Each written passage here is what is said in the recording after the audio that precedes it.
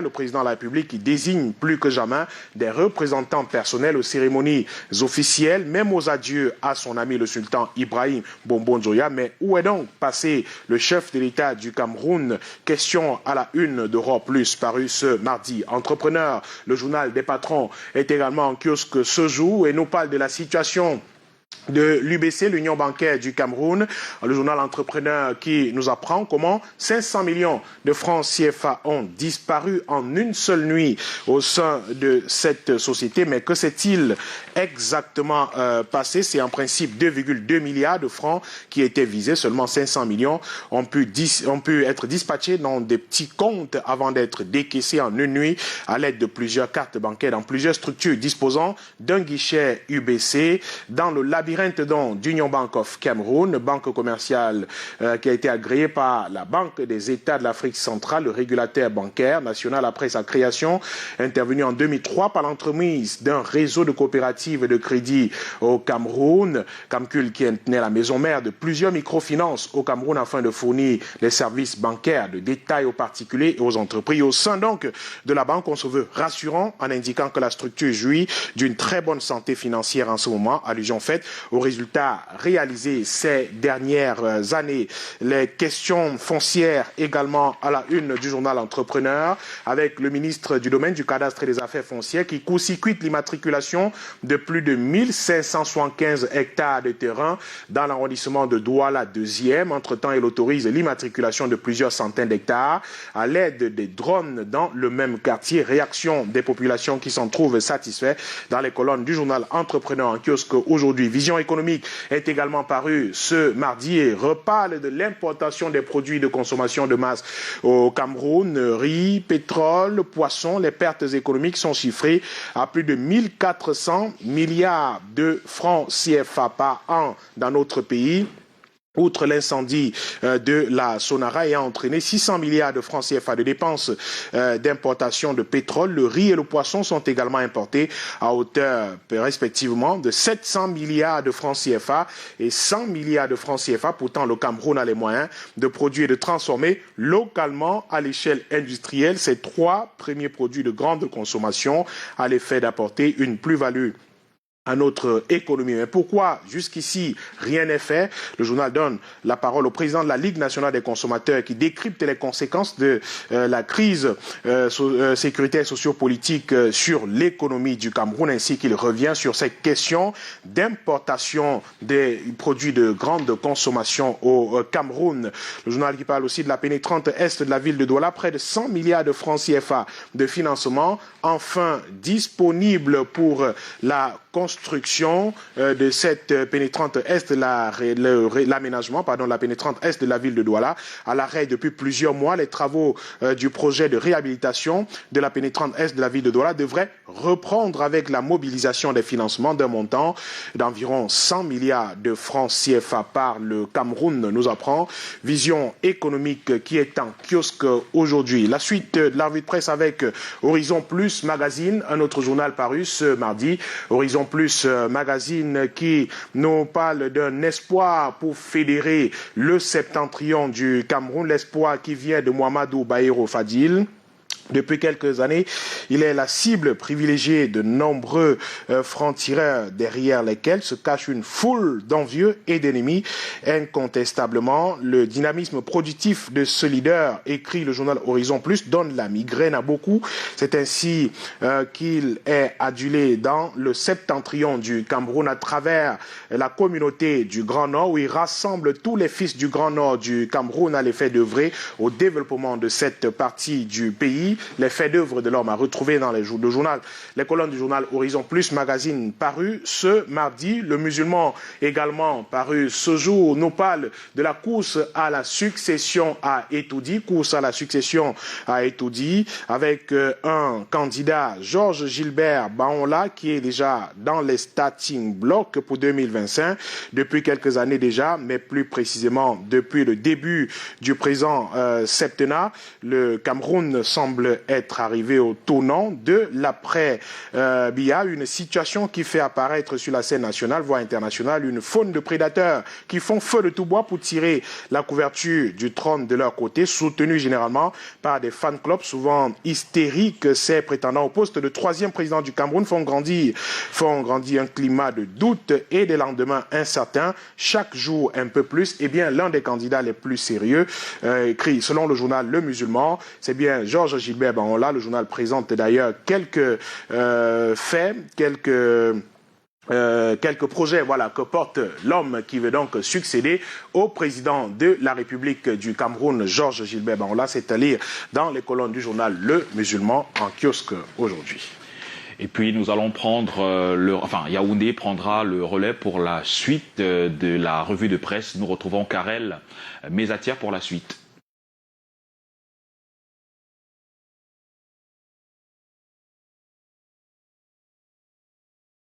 Bonjour Patricia, bonjour Mike, Madame, Messieurs, bonjour et merci de nous rejoindre en direct du studio de la cité capitale pour la lecture transversale des journaux en direct donc de la cité capitale. Une fois n'est pas coutume, Yaoundé prend le relais après Douala, vous l'avez dit, Fidjil, et on s'intéresse donc aux emballages plastiques interdits pour commencer. On en parle avec le quotidien bilingue national Cameroun Tribune, le journal de Marie-Claire Nana évoque la guerre d'usure. Selon le quotidien gouvernemental, la destruction récente d'une cargaison de 42 tonnes à Garoua, c'est dans le Septentrion, et une interpellation de l'ONG Greenpeace vient donc rappeler que la lutte contre ces emballages, qui, faut-il le rappeler, contribue à la dégradation de la nature. Eh bien, la lutte contre les emballages, disais-je, lancée il y a de cela 9 ans exactement par le gouvernement camerounais, n'est pas encore gagné. Le journal de la rue de l'aéroport y consacre beaucoup d'énergie de la page 6 à la page 7 dans sa parution de ce jour. Vous pourrez, grâce aux articles de nos confrères, voir les différentes mesures entreprises donc par les pouvoirs publics pour stopper cette prolifération des emballages de plastique non biodégradables qui tuent ou alors dégradent progressivement la nature. On reste avec Cameroun Tribune pour faire immersion cette fois-ci dans l'enseignement supérieur. Des diplômes qui sont cherchent diplômés, indique Cameroun Tribune. Des générations de lauréats de grandes écoles et des facultés se retrouvent donc sans parchemin des années après leur formation.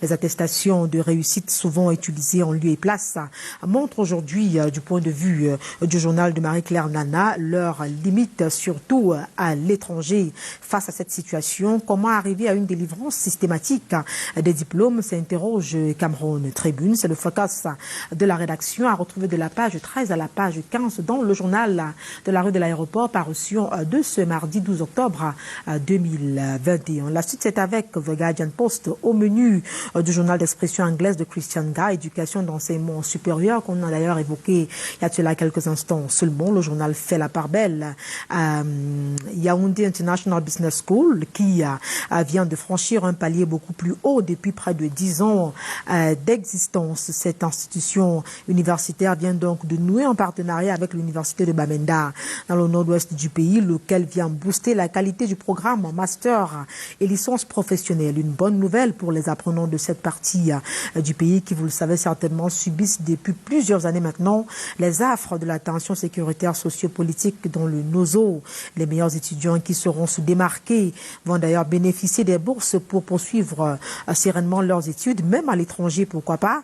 La qualité de l'enseignement y est naturellement pour les conduire vers le succès. Yaoundé International Business School, Breaking New Ground, c'est la principale information à découvrir dans les colonnes du quotidien The Guardian Post, le journal d'expression anglaise. L'article en question est paru dans la page 9 pour être beaucoup plus précise. Parlons de tout à fait autre chose à présent avec le quotidien Mutation, le journal de Georges Alain Lamboyomo parle santé ce mardi 12 octobre 2021, plus précisément de la vaccination contre la pandémie à coronavirus, dont la campagne nationale a été lancée il y a cela plusieurs mois en avril 2021. En avril, si mes souvenirs sont bons, mutation titre donc à ce sujet le passe ou ça casse, un titre qui se justifie par un constat effectué par notre confrère. Ce dernier indique dans son article en page 7 qu'au départ volontaire, cette mesure barrière injectable devient de plus en plus ou alors progressivement obligatoire dans certaines administrations. Vous êtes curieux de connaître quelles sont les administrations en question, eh bien procurez-vous le journal et vous serez certainement servi. Toujours en santé, EcoSanté revient sur l'affaire Hilaire Aïssi, hôpital central du Yaoundé. Le journal de Joseph Mbengboum précise que le médecin légiste de la famille du défunt, paix à son âme, confirme le non-trafic des organes. Le rapport d'autopsie de la famille du défunt, déposé donc auprès des services compétents hier lundi 11 octobre 2021, révèle que tous les organes du jeune Hilaire Aïssi à Mengue sont en place. Une nouvelle qui, selon le quotidien EcoSanté, vient restaurer l'image du professeur Joseph Fouda, directeur de l'hôpital central de Yaoundé, et son personnel, suite à la publication des résultats de l'autopsie réalisée donc le 8 octobre 2021, en présence de la famille du défunt, on l'a dit tout à l'heure, de leurs médecins, des experts du ministère de la Santé publique, de la Justice et de l'avocat de la famille. Des précisions sur cette information-là retrouvées en page 3 dans le journal spécialisé en questions de santé EcoSanté, le journal de Joseph Mbengboum, qui est naturellement en kiosque ce mardi. La suite, c'est avec le quotidien Réalité Plus. Le journal revient sur la mission de paix qu'a effectué le Premier ministre, chef du gouvernement Joseph Diangouté, d'abord du côté de Boya dans le sud-ouest, ensuite du côté de Bamenda dans le nord-ouest du pays. Mission accomplie du point de vue du journal de Paul Ngouaré Kinji, qui estime que l'envoyé spécial du président de la République, porteur des messages de paix, dépôt des armes, de sortie du maquis, de tolérance, de réconciliation envers tous les fils et filles du nord-ouest en particulier et du Nozo en général, eh bien, a mené à bien sa mission. Pour Réalité Plus, Joseph Diangouté a fait montre de courage et bravoure pour trouver des solutions de sortie de crise du 5 au 8 octobre 2021. Donc, après 4 jours d'intenses échanges dans la région du nord-ouest, le PM a regagné Yaoundé, poitrine bombée pour une mission réussie, précise le journal qui saisit l'opportunité d'ailleurs pour féliciter le gouverneur Adolphe Lélé-Lafrique et son équipe pour la bonne organisation de cette grande causerie familiale. Réalité Plus vous propose d'ailleurs un reportage, des photos historiques et les réactions de fin de mission dans sa parution de ce jour. Nous avons également reçu le quotidien Econews ce mardi matin, le journal d'analyse et d'enquête économique de Pascal Dibamou qui s'intéresse à la succession de Fausto Victor nous présente la maison sauvée par la justice. Les enfants du milliardaire de Banjoun de regrettée mémoire viennent d'enregistrer une victoire au terme d'un procès parvenu jusqu'à la Cour suprême. Le verdict du procès contre la veuve Fautsone Djiga Julienne est donc tombé le jeudi 7 octobre dernier. Autant de précisions à lire au détail près de la page 5 à la page 6 du quotidien Econews, ce journal spécialisé en questions économiques. Camer Presse aussi marque un temps d'arrêt sur l'héritage de feu Victor Fotso. Le journal l'évoque, une victoire judiciaire outre-tombe. La Cour suprême a donc rendu son verdict la semaine dernière dans l'affaire relative à un immeuble à Yaoundé opposant l'homme d'affaires de regrettée mémoire à l'une de ses épouses. La décision de justice intervient dans un contexte de guerre de succession dans laquelle des clans sont nés au point de contester l'authenticité du testament du patriarche de Banjoun dans l'ouest Cameroun. Différentes étapes d'une procédure judiciaire qui a donc duré plus de 8 ans ainsi que des protagonistes sont donc à découvrir en page 3 dans les colonnes de l'hebdomadaire Camer Presse, parution de ce mardi 12 octobre 2021. Le quotidien Émergence aussi s'intéresse, on parle de tout à fait autre chose à présent avec le national, s'agissant de l'actualité relative au sommet France-Afrique. Le national met en exergue le coup de gueule de maître Faustine Fautsol. Il s'agit bien du du journal Le National. En effet, précise le journal, devant les fanfaromades et les affarouchements chantres du sentiment anti-français qui veulent jeter la probe sur le sommet France-Afrique 2021, l'avocate au barreau du Cameroun précise les contours de la coopération France-Afrique, la première n'entretenant avec les États africains que les relations de développement économique à travers donc l'aide au développement dont les fruits sont perceptibles de par l'épanouissement des populations africaines, une coopération gagnant-gagnant qui de ce fait impute les malheurs des États africains dans leur politique économique interne aux dirigeants africains et eux-mêmes et de leur peuple. Pour Maître Faustine Foto, qui en parle amplement dans les colonnes du National, la France n'étant qu'un ami qui peut donner un conseil pour l'amélioration de la démocratie et la bonne gouvernance, donc on n'est donc pas à porter critique. C'est le plat de résistance que vous propose le National dans sa parution de ce jour, le journal qui met en exergue le coup de gueule donc de Maître Faustine Foto, pénaliste, avocate au barreau du Cameroun. Elle en parle de manière beaucoup plus détaillée donc dans les colonnes de ce journal. Le quotidien Émergence aussi en parle d'ailleurs. Le journal met en exergue les avis divergents, la controverse donc autour de ce sommet France-Afrique. Vous voulez connaître qui sont ceux-là qui ont des idées opposées face donc à ce sommet? Eh bien, achetez le journal, parcourez l'article et vous ne serez certainement pas déçus. Autre journal, autre information, la lecture transversale des journaux en direct du studio de la Cité Capitale se poursuit avec Tribune d'Afrique. Le journal de Faustin Djikam nous présente le tout nouveau sultan des Bamoun, Sa Majesté Nabil Mohamed Forifoum Bombonjoya, donc depuis le dimanche 10 octobre 2021, le 20e roi de la dynastie charienne. Il succède donc à son père, le sultan El Hadj Ibrahim Bombonjoya, décédé, on le sait, le 27 septembre dernier à Paris des suites de maladies. Les détails donc en page 6 et 7 sur qui est véritablement celui-là même qui occupera désormais le siège du sultan roi des Bamoum. Le directeur de publication de l'hebdomadaire panafricain d'information générale paraissant au Cameroun vous propose en outre son éditorial. Vous savez, son éditorial généralement traite ou alors peint la société et ses maux que nous rencontrons naturellement au quotidien tous les jours.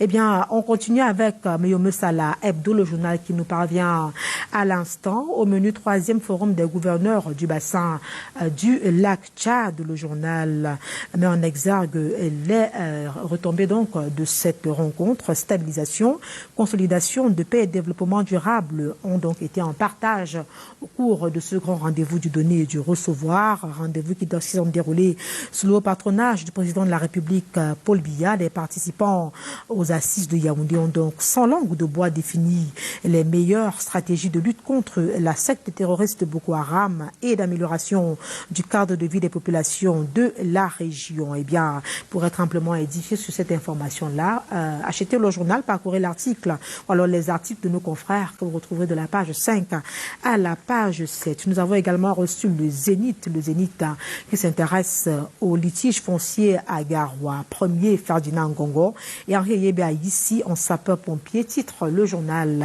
à la une. Le journal donc qui nous fait savoir que depuis quelques mois, le ministre d'État, secrétaire général de la présidence de la République et son collègue des domaines du cadastre et des affaires foncières mettent à contribution leur entre-gens et déploient beaucoup d'énergie pour conjurer la crise consécutive donc à un conflit foncier qui aurait pu faire déjà plusieurs victimes n'eût été leur intervention donc entretenue par le préfet de la Benue et le maire de cet arrondissement de la capitale du Nord. C'est le journal Le Zénith qui le dit donc dans sa parution de ce jour, l'hebdomadaire de Flash Ndiomo que vous retrouverez naturellement en kiosque. Et ce magazine qui nous a également parvenu ce matin, il s'agit de Les Échos du PNDP, le journal donc, le magazine qui met en exergue les actions du PNDP pour mieux les valoriser. Sur les 969 personnels municipaux recrutés, rémunérés et formés par le programme pour le compte des communes, 132 viennent d'être nommés secrétaires généraux, receveurs municipaux et fondés de pouvoir par 3 textes du ministère de la décentralisation et du développement local, Mindevel d'une part et du Mindevel Minfi d'autre part. Profil donc et témoignages des promus à retrouver de la page 13 à la page 46 du magazine Les Échos du PNDP en kiosque aujourd'hui. Et avec ce magazine, on met la clé sur le paillasson de la revue de presse Acte 1 en direct du studio de la Cité Capitale. Merci d'avoir été des nôtres. Vous servir est un plaisir, vous le savez certainement. On prend rendez-vous demain avec le même plaisir et avec la même énergie pour partager avec vous la lecture transversale des journaux qui paraissent donc du côté de Yaoundé pour ce qui concerne la Cité Capitale et à Douala pour ce qui concerne naturellement la ville portuaire. Et on met immédiatement le cap justement de ce côté-là puis retrouver Patricia Fidil pour la suite de Canal Matin. Bonne journée à vous. À vous l'antenne du côté de Douala. Merci. On vous retourne donc l'ascenseur. Demain, ce sera un autre jour. Il sera exactement 7h. Vous serez là dans le cadre de la revue de presse. Et nos millions de téléspectateurs, toujours à l'affût de l'information, on va dire, les fidèles de la première heure. Soyez-en grandement remerciés. Au rang desquels Guy Merlin Djiké, je souhaiterais que vous le croisiez un de ces 4. Il est du côté de Yaoundé. Il est hyper sympa. Ce serait avec grand plaisir.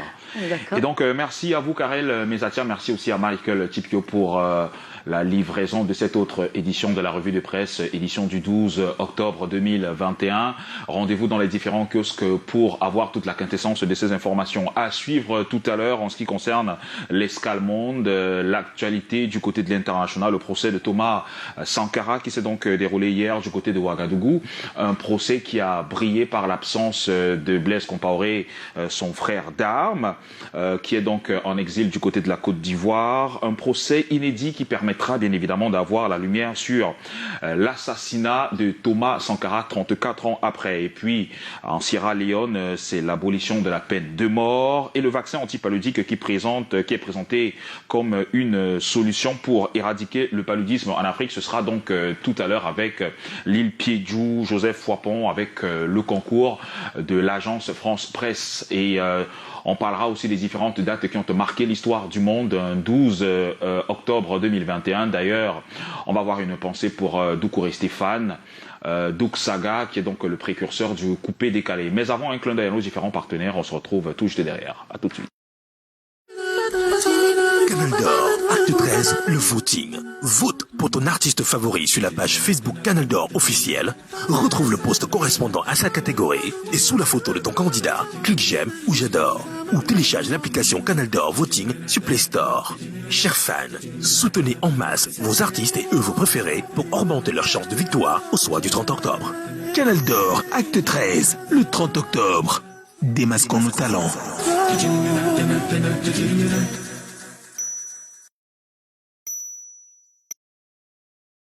Tu connais déjà le cash out, ce moyen que BetMomo met à ta disposition pour stopper un pari en cours afin de garantir ton gain? Eh bien, BetMomo te présente le cash out automatique, une version évoluée du cash out qui va changer ta vie de parieur. Tu es déjà passé à côté d'un cash out parce que la connexion bug? Désormais sur BetMomo, programme ton cash out automatique en fixant un montant max. Si la valeur de ton ticket atteint le montant que tu as défini, le cash out s'active. Pas besoin d'être connecté, c'est automatique. Avec le cash out automatique de BetMomo, ton ticket est assuré même quand tu dors.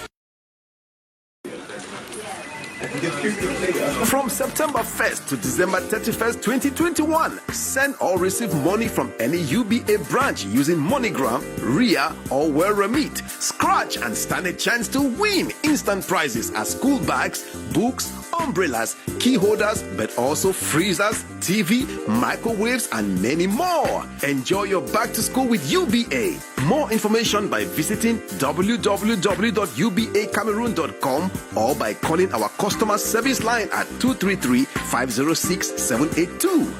UBA, the leading digital bank. Faites vos achats de véhicules seconde main chez Socamac SA, Camérotoprix, première entreprise agréée et opérationnelle au Cameroun pour la vente sous douane des véhicules de moins de 10 ans d'âge. Avec Socamac, Camérotoprix, évitez les arnaques d'achat de véhicules sur Internet. Évitez les risques sur les routes d'Afrique de l'Ouest pour l'achat des véhicules. Évitez la saisie de vos véhicules